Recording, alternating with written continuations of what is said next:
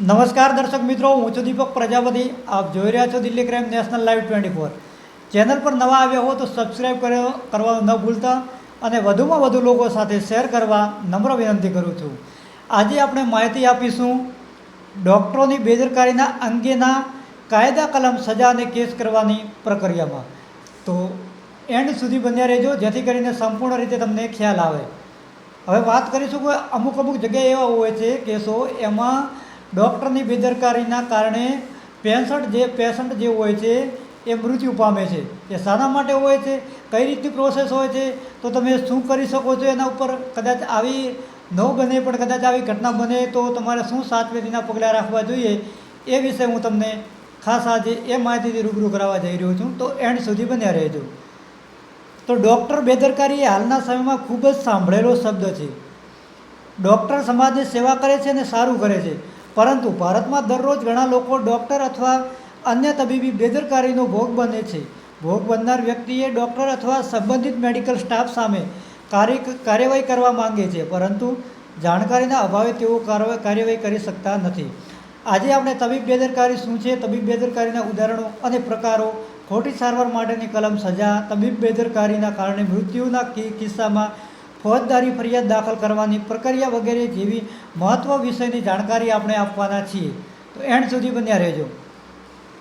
આપણે ઘણી વખત તબીબ બેદરકારીની ઘટનાઓ સાંભળીએ છીએ, જેમાં કે ડૉક્ટર અથવા નર્સ ઓપરેશન કરતી વખતે આકસ્મિક રીતે દર્દીના શરીરમાં કાતર અથવા અન્ય સાધનો છોડી દે છે. મેડિકલ સ્ટાફ અને ડૉક્ટરોની બેદરકારીનું આ પરિણામ છે, જેના કારણે દર્દીઓને ગંભીર પરિણામો ભોગવવા પડે છે અને જો યોગ્ય સમય સમસ્યાનું જાણ ન થાય તો તે મૃત્યુ પણ પામી શકે છે.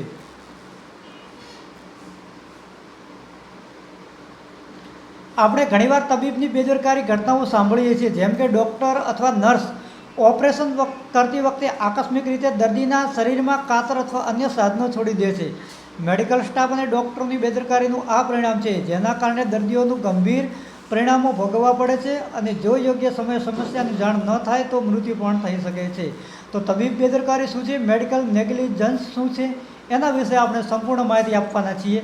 તબીબ ક્ષેત્ર સાથે સંકળાયેલા લોકો ઉચ્ચ શિક્ષિત હોય છે, પછી તેઓ નર્સિંગ સ્ટાફ હોય છે, ડૉક્ટરો, તેથી તેઓ તેમની ફરજો અત્યંત સમર્પણ, કાળજી અને તકેદારી સાથે કરે તેવી અપેક્ષા રાખવામાં આવે છે. જ્યારે તેઓ તકેદારી અને કાળજી લેવામાં અથવા નિષ્ફળ જાય છે ત્યારે તેને તબીબ બેદરકારી, મેડિકલ નેગ્લિજન્સ ગણવામાં આવે છે. તબીબ બેદરકારી દર્દીઓના સ્વાસ્થ્યને નુકસાન પહોંચાડે છે અને કેટલાક કિસ્સાઓમાં દર્દીઓનું મૃત્યુ પણ થાય છે. તબીબ ડૉક્ટરની બેદરકારીના ઉદાહરણો. તબીબ બેદરકારીના એ એક વ્યાપક શબ્દ છે, જેમાં માત્ર ડૉક્ટર જ નહીં પરંતુ nursing staff, pathological testing lab, medical stores technician, hospital staff વગેરે તમામનો પણ સમાવેશ થાય છે. તબીબ બેદરકારીના કેટલાક ઉદાહરણો નીચે પ્રમાણે છે. રોગ બીમારીને ઓળખી ન શકવું, ખોટી દવા આપવી, સારવાર આપવામાં બેદરકારી રાખવી, દર્દી પર ઓપરેશન કરતી વખતે સાવચેતી ન રાખવી, તબીબની સહાય પૂરી પાડવામાં અસમર્થતા, ઓપરેશન કરતી વખતે દર્દીની શરીરમાં કોઈપણ વસ્તુ જેવી કે કાતર, રૂમાલ, ટુવાલ વગેરે જેવી રહી જવું, સરકાર દ્વારા નિર્ધારિત નીતિ નિયમોનું પાલન કર્યા વિના હોસ્પિટલ ચલાવવી. તબીબ બેદરકારીના પ્રકારો શું છે એ વિશે પણ અમે સંપૂર્ણ માહિતી આપીશું. ઓપરેશન કરતી વખતે એનેસ્થેસિયા અયોગ્ય ડોઝ આપવામાં ઓપરેશનનું પહેલું પગલું દર્દીને બેભાન કરવાનું હોય છે, જેથી કરીને તે ઓપરેશનની પીડાદાયક પ્રક્રિયાથી રાહત મેળવી શકે, પરંતુ તબીબની બેદરકારીના કારણે ઘણીવાર દર્દીના એનેસ્થેસિયાનો અયોગ્ય ડોઝ આપવામાં આવે છે, જેના કારણે દર્દી ચાલુ ઓપરેશનમાં ભાન હોશમાં આવી જાય છે અને ઘણા કિસ્સાઓમાં તે અસહ્ય પીડાના કારણે કાર્ડિયાક એરેસ્ટને કારણે મૃત્યુ પામે છે. સર્જિકલ બેદરકારી. મોટી હોસ્પિટલોમાં મોંઘી ફી હોવા છતાં ઘણીવાર સર્જિકલ બેદરકારીના કારણે દર્દીઓએ જીવ ગુમાવવો પડે છે. દર્દીના શરીરમાં સર્જિકલ સાધનો છોડવામાં, સર્જરી દરમિયાન વધુ પડતા રક્તસ્રાવ, સલામતી ધોરણોનું પાલન કરવું જોઈએ, અસ્વસ્થ સ્થિતિમાં ઓપરેશન કરવું, અયોગ્ય તબીબ સ્ટાફ વગેરે ઘટના સામાન્ય બની ગઈ છે. કડક કાયદો હોવા છતાં સર્જિકલ બેદરકારી નિયંત્રિત કરવામાં આવતી નથી. તો મિત્રો, આ જણાવ્યું આ રીતનું છે અને વધુ પણ આગળ પણ જણાવું છું. દર્દીને ખોટી દવા આપવી. ઘણા લોકોને અમુક પ્રકારની દવાઓથી એલર્જી થાય છે. દર્દીને તબીબ ઇતિહાસના તપાસ કર્યા વિના દવાઓ આપવાથી ઘણીવાર નવા રોગો થાય છે, જેના કારણે તેમને લાંબા સમય સુધી સ્વાસ્થ્ય સમસ્યાઓનો સામનો કરવો પડે છે. ડી. લાંબા સમયથી સારવાર બેદરકારી. ઘણીવાર સાંભળવામાં આવે છે કે નિયમિત તબીબ સલાહ અને સારવાર છતાં વ્યક્તિનું સ્વાસ્થ્ય સુધરતું નથી, પરંતુ દિવસે ને દિવસે બગડવા લાગે છે. આ લાંબા સમય સુધી સારવારમાં બેદરકારીનું પરિણામ છે, જેમ કે રોગ નિદાન કરવામાં નિષ્ફળતા, ખોટી દવાઓ લેવી અને નવી બીમારી થવા લાગે વગેરે.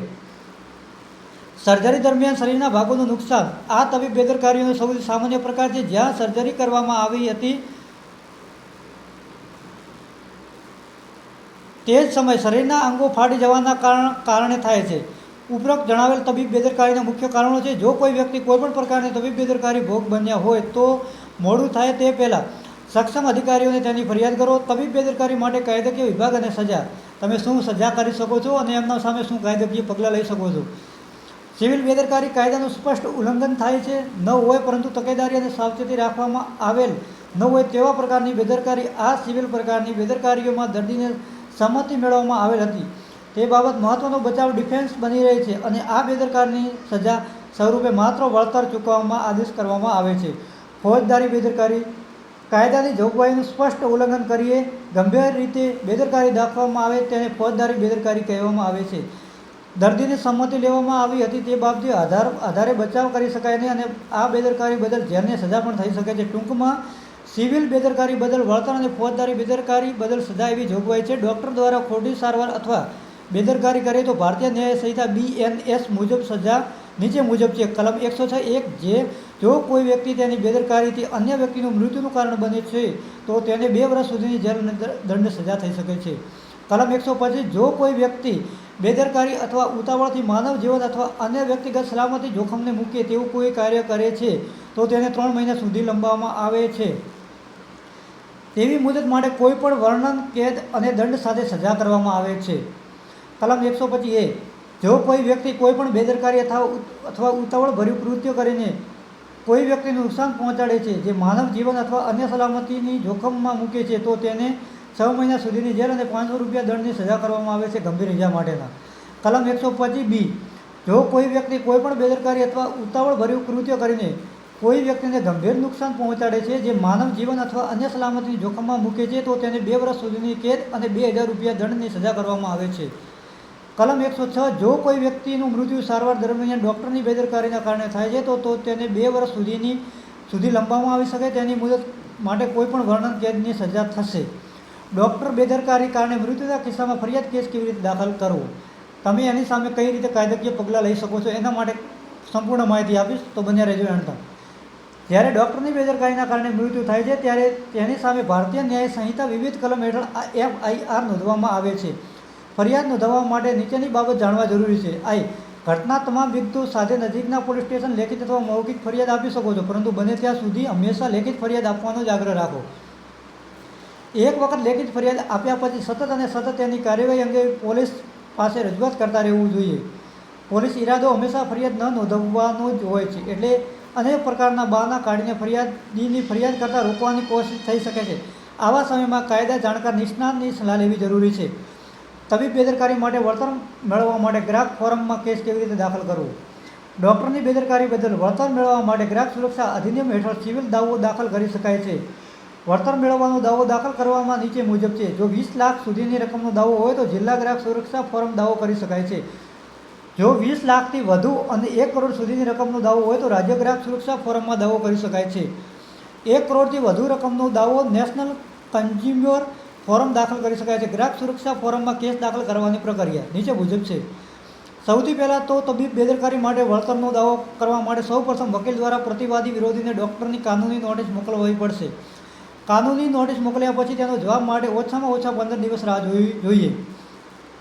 જો સામેવાળાએ તમારી કાનૂની નોટિસ જવાબ ન આપ્યો હોય તો તમને થયેલા નુકસાન માટે વળતરનો દાવો કરવા માટે ગ્રાહક અદાલત દાવો દાખલ કરી શકો છો.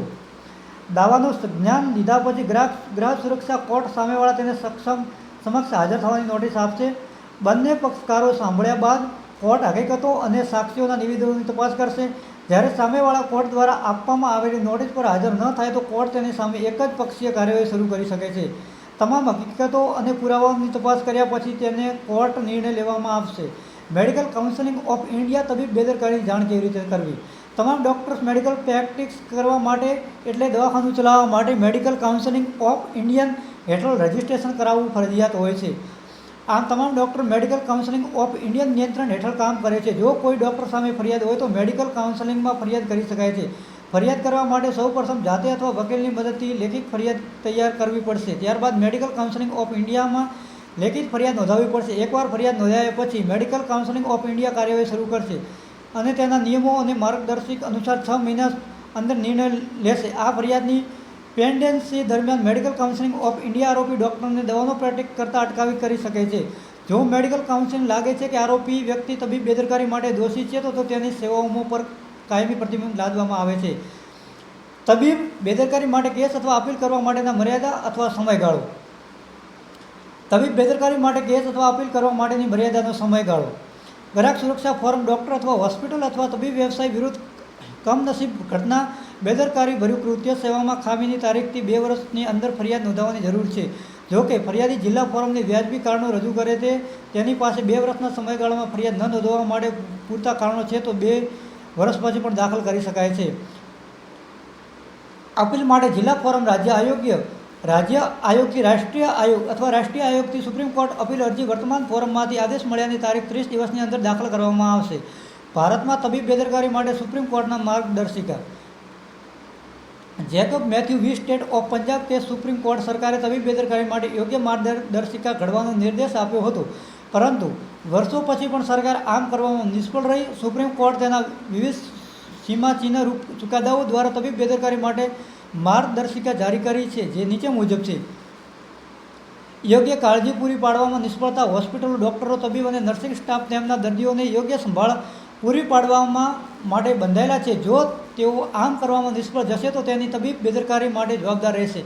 સંમતિ મેળવતી વખતે દર્દીઓને જોખમો વિશે જાણ ન કરવી, શસ્ત્રક્રિયા, ઓપરેશન વગેરે જેવી તબીબ પ્રક્રિયા કાર્યકર સંપૂર્ણ સફળતાની ખાતરી આપતી નથી. તેને હંમેશા નિષ્ફળતાનું જોખમ રહેલું છે. સંમતિ મેળવતા પહેલાં દર્દી અને તેના સંબંધીઓનું તેની જાણ કરવી સુનિશ્ચિત કરવું તે સામેલ લોકોની ફરજ છે. જરૂર અને પ્રાપ્ત સાવચેતી ન લેવી. તેમ શસ્ત્રક્રિયા પછી થતા ચેપ વિશે સાંભળ્યું અથવા અનુભવ્યું હશે, જે ઓપરેશન અથવા સર્જરી દરમિયાન જરૂરી સાવચેતી લેવાનું પરિણામ છે, જેમ કે સર્જિકલ સાધનો સફાઈ ન કરવી, એક જ ઉપયોગ માટે સાધનને વારંવાર ઉપયોગ કરવો.